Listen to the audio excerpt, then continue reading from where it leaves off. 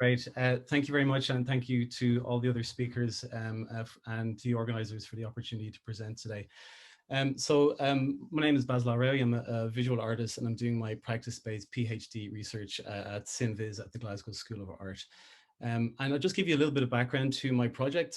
My practice-based research begins with my father's photo albums, specifically his images of growing up in Iraq in the 1960s. And these photographs from his youth showed a perspective on Iraq that was very different from the media representations I was exposed to growing up in Ireland.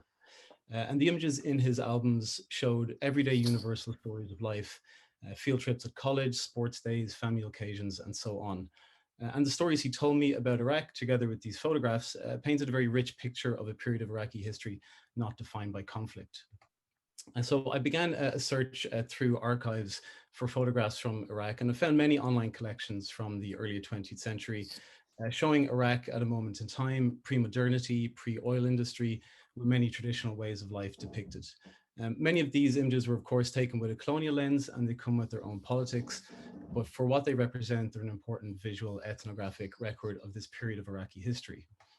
In my arts practice then at the time, I became quite interested in the potential of recomposing these archival images as simulations, as a means of trying to form a virtual bond with the past in order to create an expanded photographic moment, sort of a temporal space to allow reflection on the provenance of current traumas. And I also became interested in the potential for enhancing these visualizations with personal histories.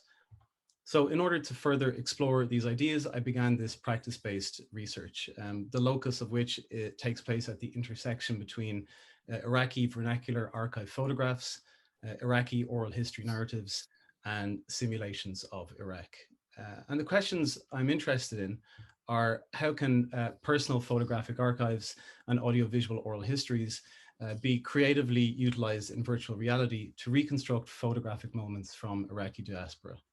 And what impact can these viewer experiences, what is the impact of these experiences on the viewer in comparison to viewing the archive photographs and the oral history interviews independently?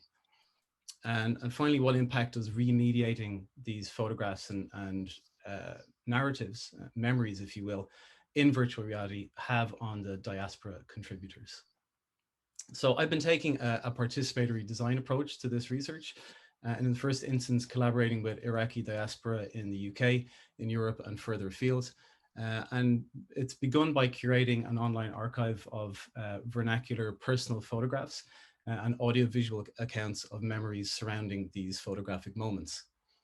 To then reconstruct the photographic moment together with the audio narration as an immersive experience in virtual reality. And finally, to evaluate the impact of these remediations on the contributors. And so it's 3 phases to this research project. I'm currently in the process of beginning phase 3. So phase 1 was the creation and curation of the archive. Phase 2, the oral history interviews, and phase 3, the recomposition. So the first phase was the creation of this, the Iraq Photo Archive, which was launched at the end of January last year. And this was an online platform for diaspora to submit photographs and descriptions of photographs. So they were able to submit images directly through the website and were able to provide a description as detailed or elaborate as they wished, with some kind of descriptive and information. I've had 104 images from 23 contributors to date, and this is how they appear then on the website. So the image appears on the website alongside the text descriptions as provided by the participant, with varying degrees of detail and elaboration. No identifying information, just a description and a location and a date.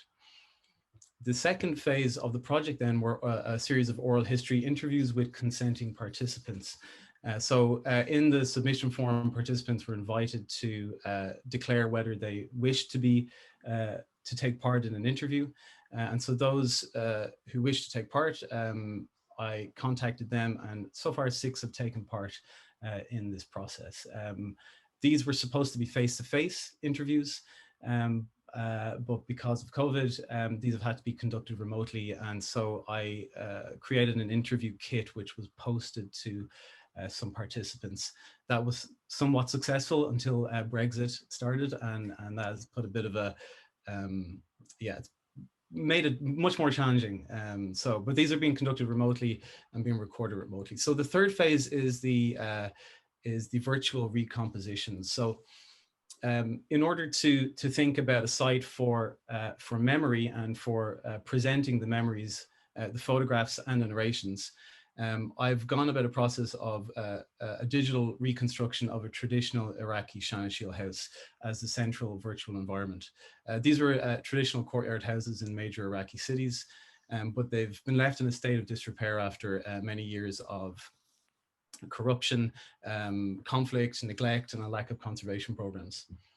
And so the idea is, I suppose, create a digital reconstruction as a form of heritage preservation, which at the same time could become a figurative and virtual home for the photographs and memories. So through a process of gathering references, floor plans, and photographs from a number of different sources, I began a process of recreating a version of a Shanashil house through a process of drawing some floor plans, and then beginning a process of creating a digital model in Unreal Engine.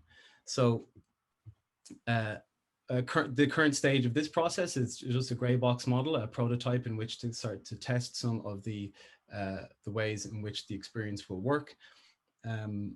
And the idea is that the photographs and the audio narrations will appear they'll be presented in traditional gallery style in some of the rooms of the house, together with some options to play audio narrations.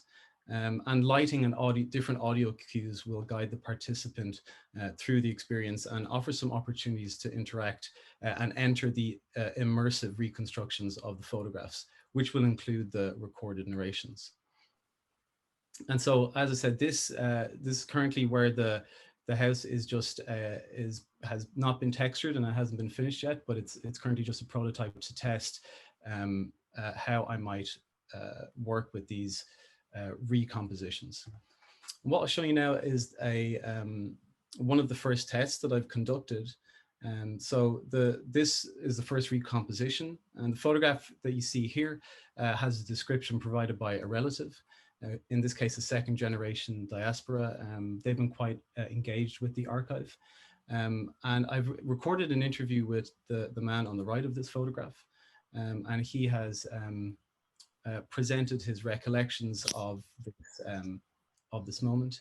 And I've begun a process of a reconstruction of this photographic moment based on his recollections and his descriptions. And this virtual reality experience contains his memories associated with the moment, and it's going to be developed in iterations with input from him. So I'll just play this a short excerpt of this.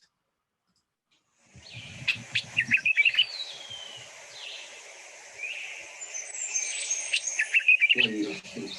Is you are isolated from the city. It's 15 minutes driving away from the city and noisy things, and suddenly you are in a beautiful, quiet nature atmosphere. Is the birds singing? We call it a Twitter now, and and you just hear the wind sometimes. The tree moving. It's lovely. The music of this world.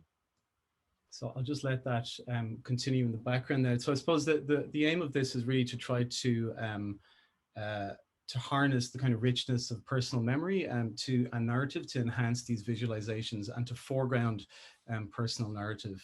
The next stage involves kind of further experimentation with different approaches to these recompositions, together with texturing and refinement of the central virtual environment, and plans for a public exhibition of this work in 2022. Some of the challenges with this work currently, obviously the COVID-19 has changed the methodological approach with conducting the oral history interviews, and they've had to all be done remotely as opposed to in person, and that has provided some challenges with the quality. And then there's accessibility considerations for participants to interact with these experiences remotely in order to progress the participatory design development. As some of the other experts this morning spoke about, managing bias within the design process as well too. So there's some of the challenges that I've been working through with this project. And so that's everything today. Thank you very much for your time.